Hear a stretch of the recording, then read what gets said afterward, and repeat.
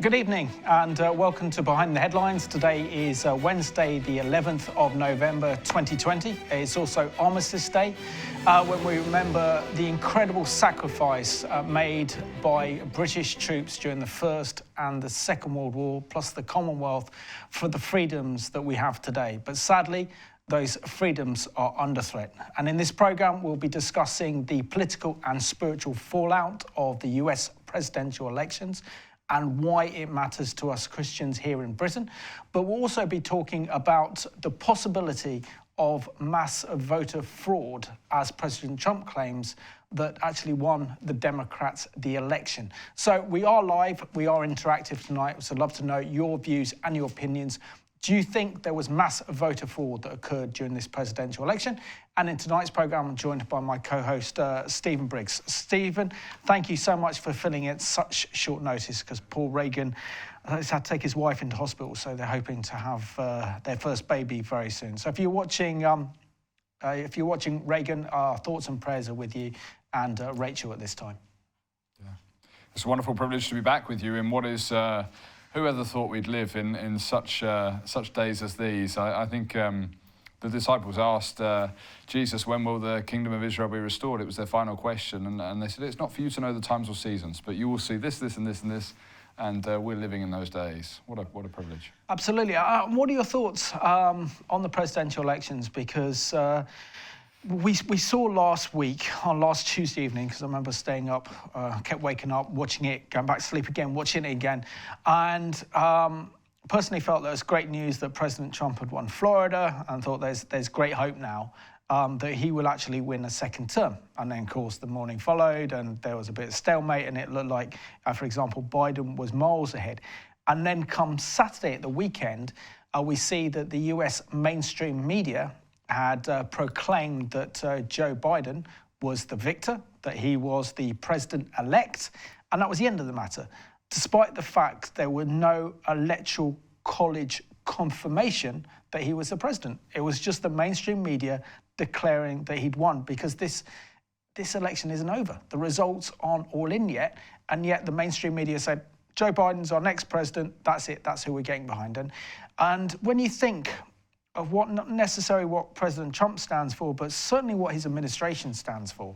Protecting the unborn, protecting the sanctity of life, protecting Christians who face persecution around the world, defending Israel on the world stage, moving out of this whole entire globalist process, giving opportunities for the nation state.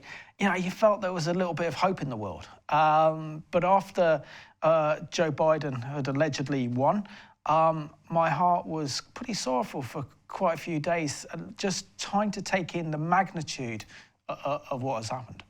Yeah, I think I think we all felt it, and in a measure. Some obviously were elated at the change of circumstances overnight. Others were not pleased at all. But the ramifications and the fallout of this, I think, are huge. If we say, okay, well, where do we see hope and where do we see understanding in Scripture with regard to this? And there's been times, within the American world, they were happy. The economy was doing well prior to COVID. The unemployment was record lows. And what Trump was doing across all of the communities of America was actually quite simply remarkable. Everybody I spoke to in America was like, this is, it's coming back to normal after, obviously, the financial crash in 2008 and everything else. And they were excited at what the future may hold and the hope that was there. And we see this happen. And people are saying, well, okay, how do you wrestle and reconcile what's gone on? As you have said, it hasn't actually been declared yet. It's still undecided or undetermined. And pausing the count just to overnight the whole process, that there are things going on here that are far deeper and wider than we realise in the consequences globally. Absolutely. So we've got first email in, and this is from Jay. And Jay writes, the Democrats tried the art of the steal. Now Trump is going to show them the art of the deal. there is growing evidence among the president's supporters that evidence of corruption will be found, Jay. Yeah, and I will go into some of those levels of corruption that's so far been found already. But we have to really assess why this is so important and why this is so important for the future of religious freedom and the importance of our very democracy and very Western civilization is actually at stake, isn't there, with what is actually occurring with the US presidential elections, because we have to understand who Joe Biden is, what Joe Biden represents with the Democrats, and how they are completely at odds with biblical values. Yeah, I agree entirely. But whenever something like this happens, the key principle, the thing we have to look at, we have to remember this program is called Behind the Headlines, is why has the Lord allowed this circumstance to face us? Well, first and foremost, it's to take our eyes off man and to fix our eyes once again on Jesus. Amen. And the American nation and the Christians, evangelical Christians within America, have idolized Trump in measure. Now, that's not all of them, but a lot of American evangelicalism focuses on their savior being the political system, not on Jesus himself. And so this is an interesting dynamic that we need to look at. And actually, it was when Uzziah, in Isaiah 6, it talks about the King Uzziah died. In the year that King Uzziah died, that was the year that the Lord showed himself to Isaiah. It's an amazing calling into what he was to do. Obviously, the coal touches his lips, a man of unclean lips, everything else, and people are not going to listen to you. But Isaiah had reigned for 52 years as king, and it was probably, the stock market was as high as it had ever been, the unemployment was as low as it had ever been. It was like he was one of the 8 kings of Israel that could put nothing wrong. And yet he died, and it was that disaster, seemingly to the nation, that caused Isaiah to fix his eyes on the Lord. And could it be that actually God's whole purpose and intent here is for the American church to turn their eyes back to Jesus rather than focusing on a man? Absolutely. So I'm going to read a bit of this email. This is from Chris, who writes, "Hi, Simon and Stephen. Blessings all. Actually, I think Donald Trump was robbed blind. But I want to go into something slightly off topic, but I think it's important, and that's the vaccine. Well, COVID vaccine. Well, I'm not doing a program on the COVID vaccine. That will spark a huge amount of arguments and discussions. I think we have to save that for another program, and I have to do a lot more research before I do a program on whether it's safe to have the COVID-19 vaccine or not, and where it comes from. This one says, I'm so disappointed with Boris Johnson and with Prime Minister Netanyahu congratulating Biden before the results in. So hoping that this is fake news, bad news for the world if Biden gets in, anarchy set loose, God bless. And that's from Glenda. So you're bang on tune with us on the program tonight, Glenda, so thank you. I think we also have to suggest really that when it comes to the Democrats, they developed a very clever and very strategic strategy. They put up Joe Biden, of course, is 78, I think, in a couple of weeks. Oldest, probably one of the oldest ever candidates ever to run for US president, probably the oldest. Knowing that he's not really fit for the job. And they also know that by having him, that he was, the one quality he had was that he is empathetic. And thought that that would go down with American voters very well. It's a complete contrast to President Trump's New York, brash, loud, kind of I'm here kind of style. And knowing that in the wings, they had Kamala Harris as his vice president, and that it would only be a matter of time before she would have full control of the White House, be sworn in as America's, I think, 47th president. Yeah. But she comes from an extreme, ultra-liberal, progressive agenda, which is virtually an antichrist spirit against everything that we stand for and everything we represent. And if we thought that President Obama was bad in these terms, I think Kamala Harris is on a completely different trajectory. Oh, no, I think your assessment is right, but she's not beyond the reach of the Lord in the process. We have to remember that. Nobody is, and all have sinned and fall short of the glory of God. But what is fascinating in this process is how and where we go from here. By January the 20th, we will know the full extent, because whoever it is that's going to sit in the White House for the next 4 years will be placed in that position of authority. At present, the world has declared Biden. Maybe the polls will be otherwise, but you see the spirit behind Trump, if you like, in that sense, seems to have drained from him completely in what I saw of him earlier today. It's very, very interesting. With regard to Harris and what she stands for, she's the opposite of Trump on every level. I would say she's carrying the opposite to what the scripture seems to indicate that we should be carrying. And we have to remove ourselves from the individual, if you like, and look at what their policies are and what they stand for. And there are so many different areas and disparate areas that we could look at. I mean, pro-life, pro-choice, that's a stark enough contrast in and of itself, and we're very clear on, where we are on that camp. You look at the position with regard to Israel, and COP26 and the climate agenda, and everything is polar opposites to what I would say is actually, what does the Bible say? And that needs to be our measure. Absolutely. And also Kamala Harris has spoken in depth about wanting to bring in, was it the new climate Great Deal? I think it's the Green New Deal, which is effectively to reset the whole entire world economy to deal with the ecological threat that we face, which will probably much bankrupt every kind of Western nation if it's ever implemented. And also you have a video, don't you, that you've got with Hatikva Films that looks into this kind of conspiracy to deal with the environment. Yeah, just to correct that, it's not a Hatikva Films production, it's CDR Communications, which are based in the States, and we've worked with them and distribute their film through AO Vision. But the premise of the film, and it's coming out, we should be getting the films in the net by the end of November, it's called Climate Hustle 2. And it really, well, we'll talk about it when we come back. Climate Hustle 2, here's the trailer.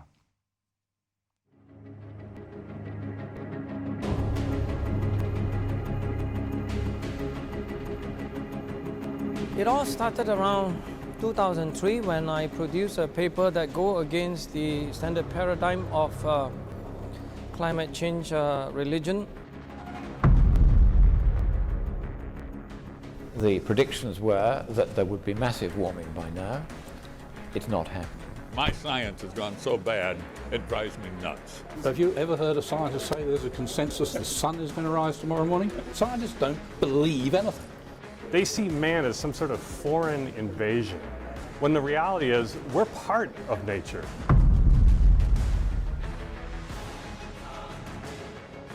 It is deadly to your career to be a young dissenter. I broke down for a very simple reason. Because they are not only coming after me, they are coming after a range of my colleagues.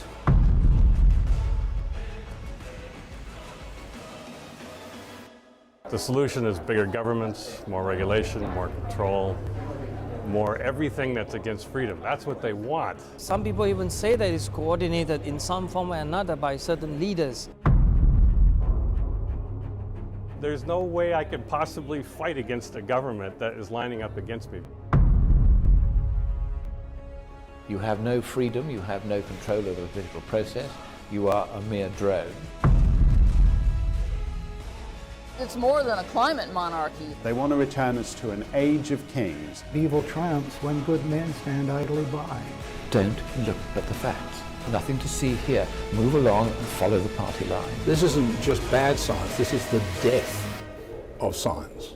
Don't miss this important film, Climate Hustle 2.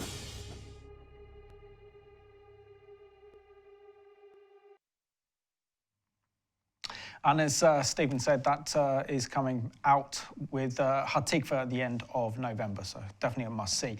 And probably a topic that needs to be covered at some point on Behind the Headlines, because this is the massive agenda for next year, is climate change.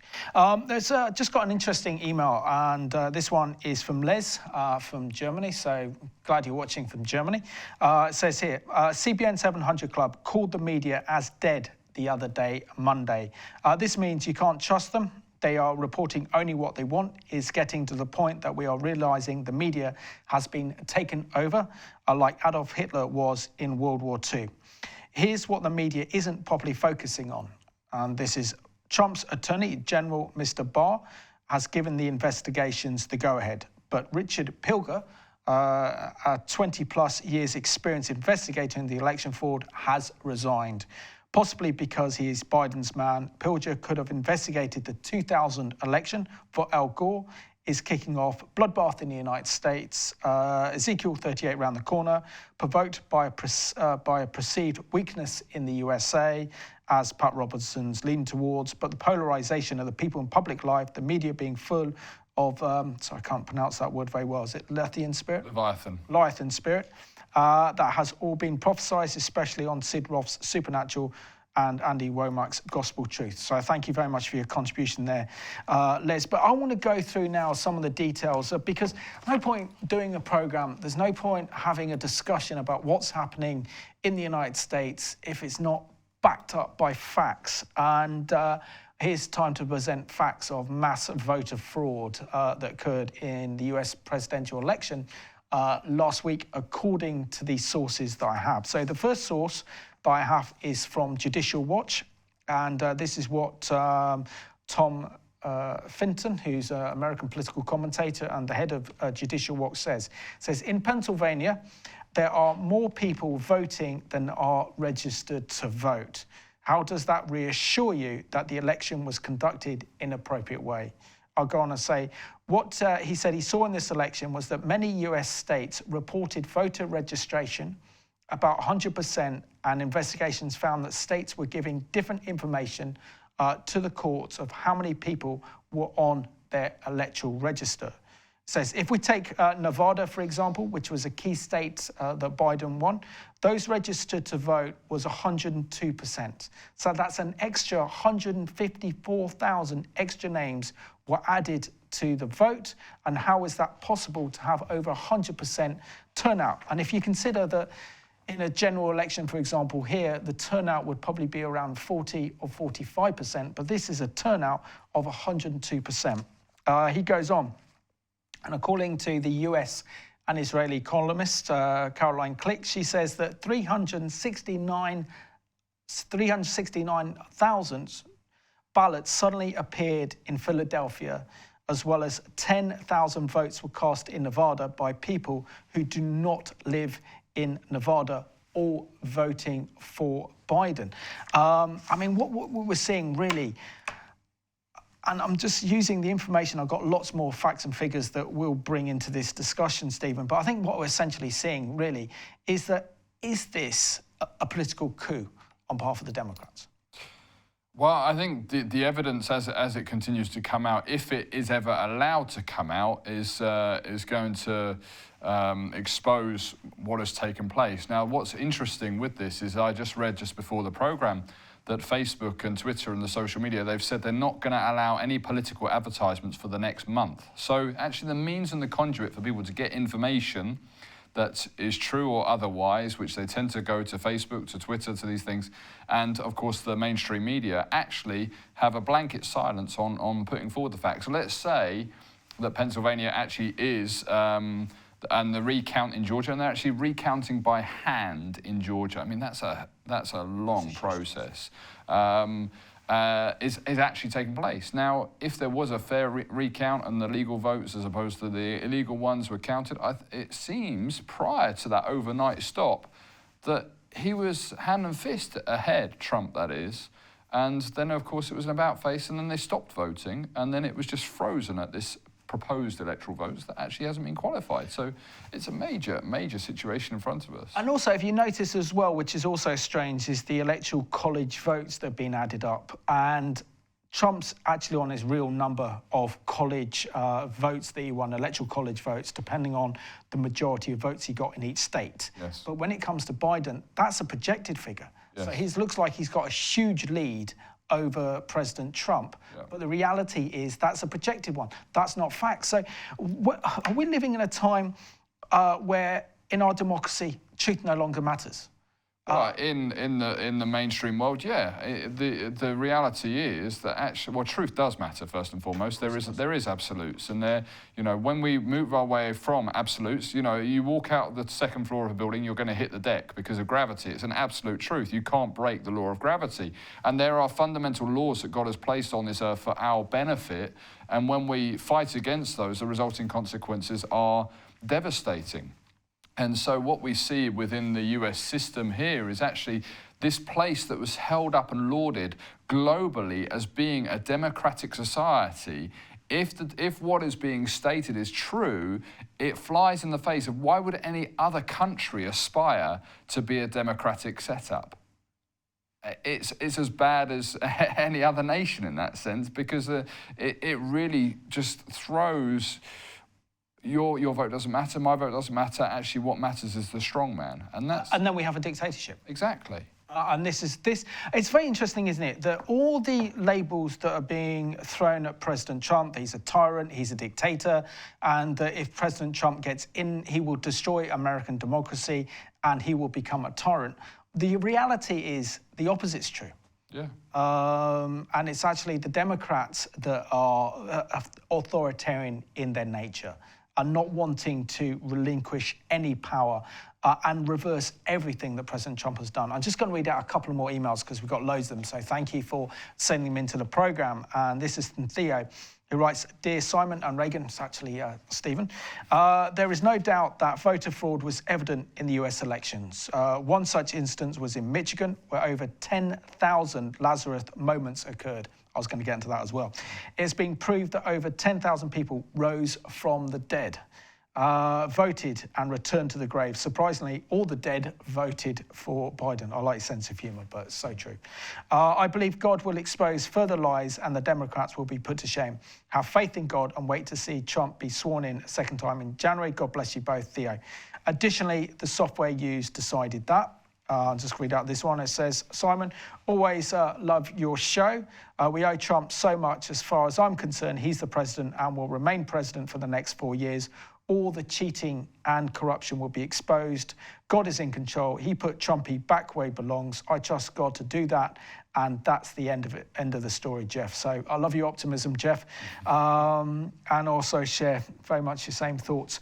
I just want to go on and talk as well, because talking about what happened as well last Wednesday, as you said, that this is what happened in Detroit, for example. In Detroit, the vote counters used big cardboards, used cardboard on the windows to block Republican poll watchers from watching the vote. So there you go. We got evidence in Detroit of covering up the windows so no one can look in and see the votes being counted. We also saw that as of the end of last Tuesday night, Trump was leading Biden by comfortable margins in the key marginal states such as Michigan, Wisconsin, Pennsylvania, Georgia, and North Carolina. Then, suddenly, election officials in Detroit, Pittsburgh, Philadelphia, and Atlanta, which are run by Democrats, where Trump was leading, stopped counting the votes. And in the early hours of Wednesday last week, we saw that in Michigan, 388,339 mail ballots were counted for Biden and not single one for Trump. I mean, it's extraordinary. And also, I think what's extraordinary is the way that our media is approaching this.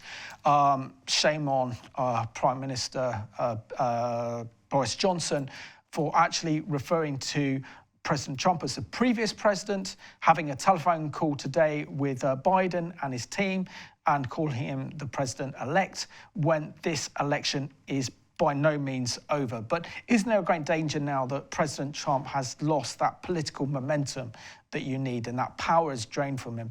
And does he really have the fight to actually really fight this and take this to the Supreme Court to show the injustice that were done, and would the mainstream media in the States and around the world cover it in the first place? I think he has the fight, but the key to this is it's not a battle against flesh and blood. And at present, what runs the risk, and the enemy wants people to operate in the flesh, not in the spirit, is actually this is a battle that requires prayer in the spirit and warfare, and stopping and listening and saying, okay, Lord, how do you see this? Absolutely. Not how do I perceive it in my flesh, not what is your purpose in it. And there are those, you've got a lot of people said, who prophesy, oh, Trump's going to get in, Well, actually, prophecy is either true or it's false. So we've got a lot of false prophets out there. If it doesn't come, and that's very serious, because it means that people are not discerning what is going on, and they're not taking things back to the scriptures and saying, okay,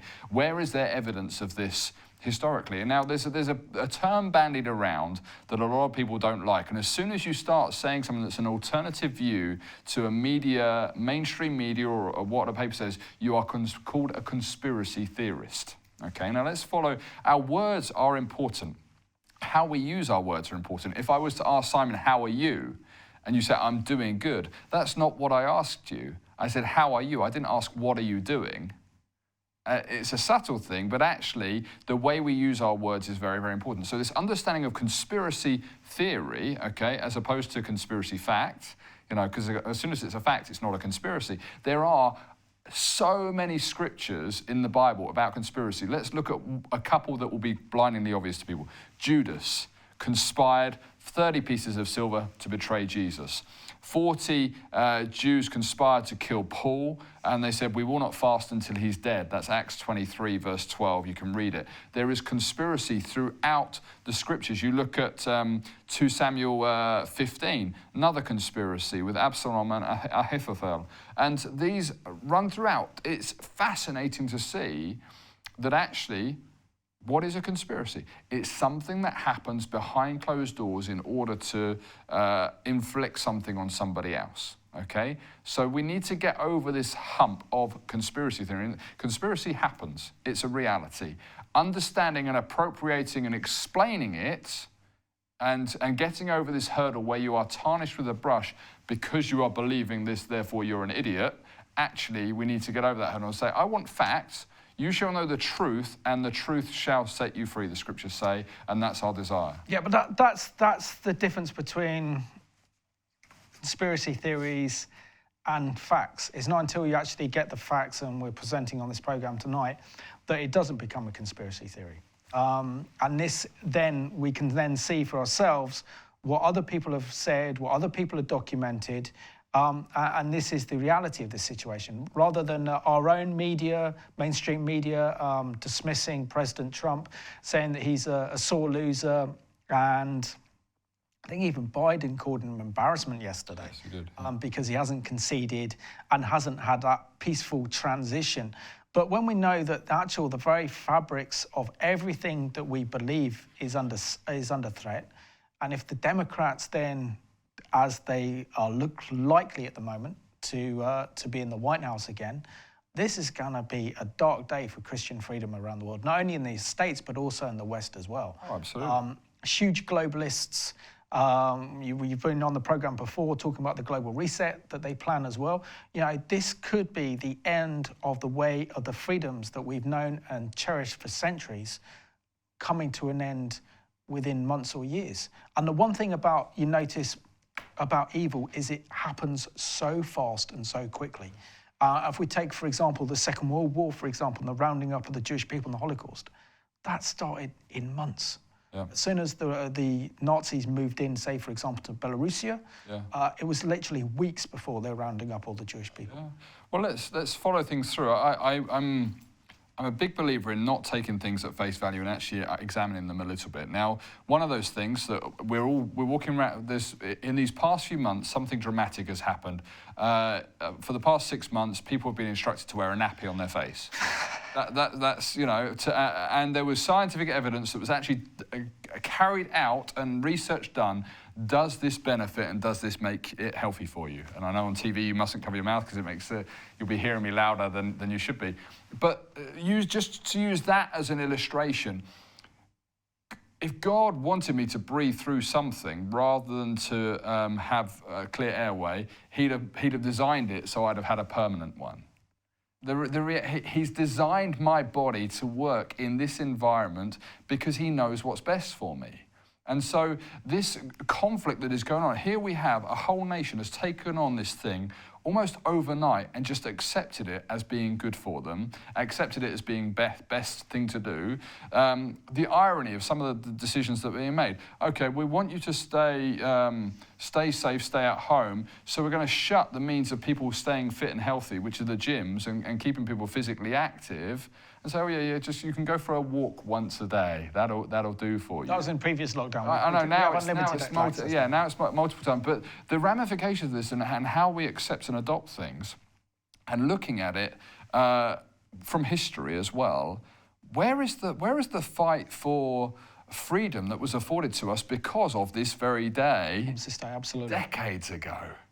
And my grandparents fought for the freedom for me to walk down the street without a nappy on my face, and to be able to meet with other people, and to be able to engage with them, and to be able to be involved in commerce and everything else. And the ramifications are so huge. And we're sitting there, oh, what did you do in 2020? Oh, I sat at home and I wore a face mask.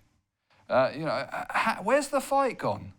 Well, and I'm not saying that in a wrong way. I'm just saying we need to say, okay, does this really help? Does it really bring about what you're planning, or is it something that on a global scale is leading to something further? How far can we go in suppressing these freedoms that actually have been won because of the gospel? No, absolutely. That's why we need good journalists to hold our government to account and scrutinise them, to ensure the powers of the government have taken off us are handed back. I'm going to read out a few more. This one's from Anita, who writes, good evening, Simon and Stephen. The hatred towards President Trump and the biased media coverage alone made me uncomfortable. It was reminiscent of Hitler and Stalin's manipulation of the press and propaganda. Apparently, in addition to the very likely possibility of vote rigging, there's also a lot of so-called misinformation regarding the abortion issue. Biden and Harris never state ever they made their stance clear on the late-stage abortion. Harris voted against 2 bills put forward by the Democrats to safeguard children in the last trimester. Unfortunately, many people will never realise what they do believe. I'm just praying in God and praying daily. Bless you all, from Nita. So thank you for that one. This one is from Kathy, who writes, hi, Simon. In case Christians haven't found this good news outlet, I suggest Newsmax TV, recommended by an American pastor. I watched it a few days ago. Thank you for a great program. Blessings, Kathy. So thank you for that one. This one says, agree with Stephen's view on this one. None of this is a surprise to God. He has a reason for where we are. Trump may have been representing a party line with biblical teachings, but he was a hateful and proud man. Well, give the evidence that he was a hateful man. We as Christians are mandated to love and love others. His ways are not our ways. We need to obey and leave all the consequences to God. I mean, okay, I just want to take this, what the viewers said, really. And what have you ever seen anyone other than, say, Ariel Sharon or George W. Bush face the same character assassination that President Trump has? Where are the big scandals surrounding him in his last 4 years in office of either corruption or adultery or any of these things that previous presidents have actually committed during their term in office? The answer is there is none. So why are we seeing such hatred being leveled against President Trump? I agree some of the comments that he made in the run-up to the 2016 presidential elections were not wise, I don't think. And he had a lot of naivety. But since he's been in office, what he's done for the African American community, what he's done for the persecutions of Christians around the world, what he's done for poor communities, and particularly what he's done for the Native American Indian community as well, are not being recognised by the media. There is this constant hatred being directed towards him. That's because we've entered into a PC era, politically correct era, and the resulting consequence, the fact that he doesn't toe the PC line, doesn't toe the media's line. He has gone directly to his supporters without engaging with the media deliberately. I mean, he's used Twitter in an incredible way. He knows how sensational statements get media coverage, and that has actually, he's used it in the way that only a genius could, in one sense, in how he's engaged with his populace and how he stayed and kept them informed. And the media has hated him for it because he hasn't gone through the usual traditional channels. And that's very interesting in and of itself, because it shows that there's a mechanism and a skill that he's got in getting the job done. And they wanted to be a part of it, and they weren't. And as a result, he became media enemy number one, and everybody's vilified him. And I think also we've got to understand that, say, a decade ago, he was the US media darling. He was the equivalent of Alan Sugar on The Apprentice. And also the fact that he was a Democrat. He supported Hillary Clinton's campaign to run for US Congress and the Senate. He was pro-choice. Yeah, so we've seen a huge change, massive in his personality. And if he's the playboy that everyone makes him out to be, why on earth would you surround yourself with so many born-again Christians? I think that's the last place you'd want to be. Yeah, Pence is a special guy, and his wife, and they really truly have a tremendous heart for their nation and a heart for the Lord first and foremost. And you're sitting there thinking, okay, well, this is fascinating. What happens, it's somebody who swings from the left to the right. In our society, you are not permitted or encouraged to change your position. And so if you are living a certain lifestyle, you are not allowed to change into a different lifestyle. And the way in which our social media structure is now is you are fed information that already ticks your boxes. And so to hear two sides of an argument and come to an informed decision, largely across our website, social media, doesn't happen. You don't have the right and the left. You have a feeding of the same narrative to reinforce your current disposition, your current position, because it's far easier to profile you, it's far easier for advertising, for you to be put in a box and stay there, than for you to change from one side to the other. Right, I'm just going to go into more details and some more facts and present the case of kind of voter fraud. It's up to you to make up your minds. It's not verified as of yet. In other words, it hasn't been taken to the Supreme Court. It hasn't been looked at by the legal authorities in the United States to confirm this actually happened, this was truth, and what they're going to do about it. But going back to the case in Michigan, where 138,339 mail ballots were counted for Biden, and there was not one single vote for Trump. At that time, Twitter censored Republican and President Trump's tweets demanding an explanation. You mentioned this earlier. And to make matters worse, Michigan officials claimed that the numbers of data, there was a software glitch which gave Biden an extra 100,000 votes and not one single one for Trump. Let's go on to some more. It's like, here's the evidence. It was also the same computer software program accidentally forgot to count all the votes that Trump had actually won. Then if we look at Wisconsin, Biden got a similar 120,000 vote boost on the night as Trump was leading by 4.7%. And during the course of the night, Trump's lead had virtually disappeared. And all those 120,000 votes came in for Biden and not one single one for Trump. Then I'll talk about this one. President Trump's campaign filed a lawsuit in Michigan and Wisconsin regarding the apparent irregularities. The campaign also filed suits against Nevada's Board of Election for allegedly counting 10,000 votes cast by non-residents.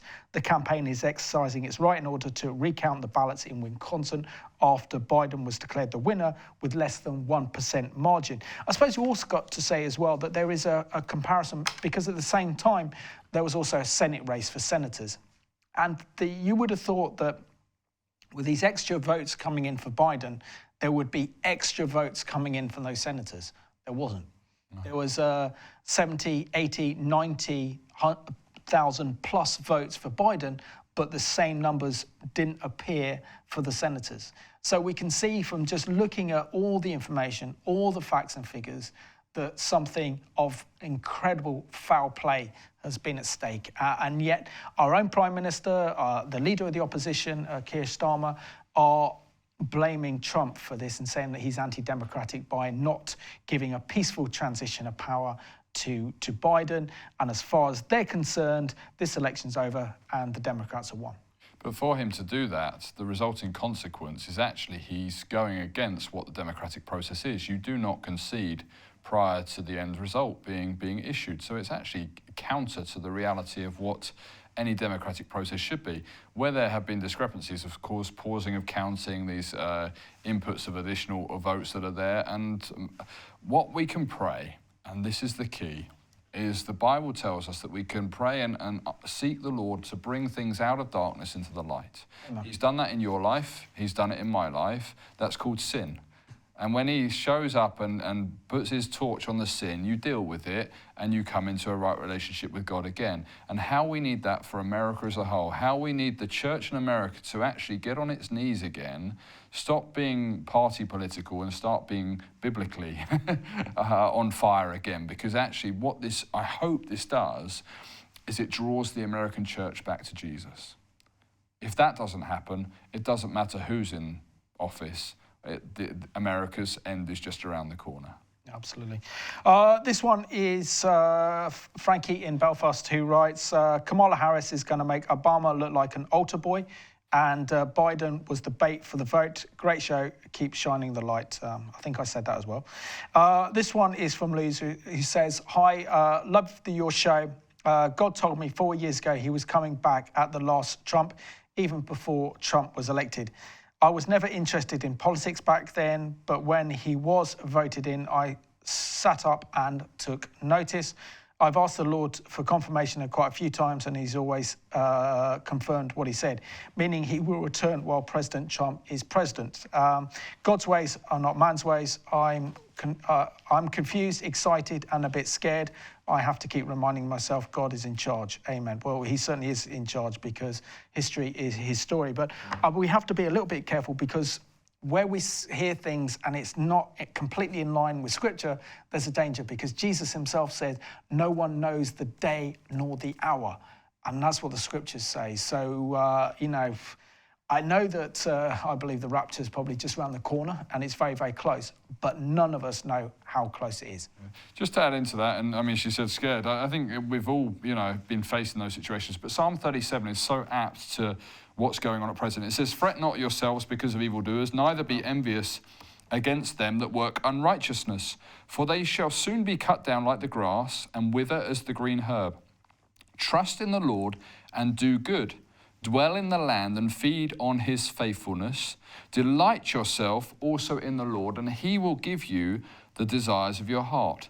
Commit your ways to the Lord, and trust also in him, and he will bring it to pass. He will make your righteousness go forth as the light, and your justice as the noonday. Rest in the Lord and wait patiently for him. Don't fret because of him who prospers in his way, because of the man who brings wicked devices to pass. Cease from anger, forsake wrath. Don't fret yourself, because it tends only to evil doing. For evildoers shall be cut off, but those that wait for the Lord, they shall inherit the land. And read the rest of the psalm, because it's Psalm 37, because it's one of the most life-filling psalms that's out there. You've got, I mean, you could look at Psalm 2, you could look at so many. That's about the fourth or fifth time I've heard that psalm today. Yeah, good. And Casey and I were reading it just before I kind of left to come to the studios. Maybe you need to take it I think maybe the Lord is saying something about Psalm 37, so please read it. And it's all about, do not fret, do not be anxious. God is on the throne. Evil men succeed, but only for a short term. Philippians says, be anxious for nothing, but in everything with prayer and supplication with thanksgiving, let your requests be made known to God, and the peace of God which surpasses all understanding shall guard your heart and your mind in Christ Jesus. Now, hang on a second. Be anxious for nothing. So anxiety is a sin. Uh-oh. So if you're nervous about what's going on in America, or you're anxious, you need to repent and say, sorry, God, and get right with him. Because actually anxiety, stress, anxiety is a sin. And we're all prone to it, guilty as charged. There's been times in the past few months when I've been super anxious. Oh God, how are you going to provide this month? You know, absolutely. But the reality is, he is faithful, and he told us not to be anxious. Why? Because he's gone to prepare a place for us.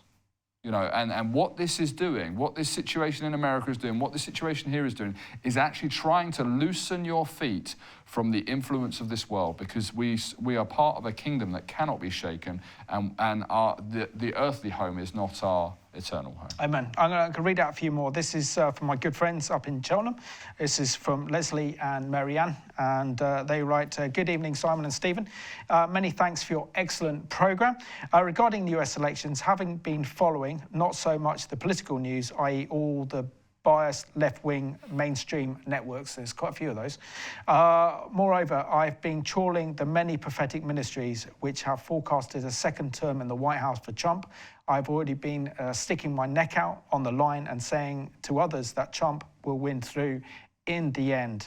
Also, importantly, remaining in the continuous intercessory prayers to see righteousness prevail. Righteousness exalt a nation, but sin is a reproach to any people. And the effective, fervent prayer of a righteous man avails much. And that's from James chapter 5, verse 16. So thank you for that one. This one says, I've seen Boris standing beside a sign reading, Build Back Better. Does this mean Boris is part of the New World Order, or do you think he doesn't understand the significance of the sign, Elizabeth? I think that's a different subject, but by his response to the reaction of what's happened in the United States, I think he's definitely going along with it, which is tragic because this is tragic news for Brexit. And the great hope was that with President Trump and what he did is he took America out of the globalist system. And he then started to actually govern in the interests of the American people. And he realized that what America needed more than anything else was prayer. And he recognized that America needed God. And for a modern politician to realize that, I think that's very significant. Yes, yeah, it is. So we're down to the last 2 minutes, Stephen, of the programme, or just maybe a bit more. But how, as Christians, should we respond to this? I know that you said earlier that really we need to be Christ-focused and realise that we shouldn't have any anxiety, that God is in control. But all of us want to see justice done. We want evil to be exposed, yes, and we want righteousness to be done. Yeah, absolutely. And so there is a key pointer here, and this is something that's very, very important for us, is actually this is a warning call for us in this country. Because we follow, historically, we have followed what America does. You know, and the ramifications of that are huge. And where we see the polarization in America, around the corner, whatever way this goes, we're going to see violence on the streets in America. Doesn't matter which way. And the resulting consequence of that is we will see that fallout across the world as well. Because if America is unstable, so by implication is the rest of the Western world. And we haven't even begun to talk about the potential foreign policy of President Biden. Very briefly, back the Iran deal back on. Yep. Also then supporting a Palestinian state, yep, refunding the Palestinian Authority, increase in terrorism with ISIS and others. But if, for example, God allows Biden to continue or be president for the next 4 years, we know that administration will not be blessed. Yeah, because it's not fulfilling the criteria to be blessed. And the consequence, choose life that you may receive blessing, not death that you may receive cursing. The scriptures are quite clear.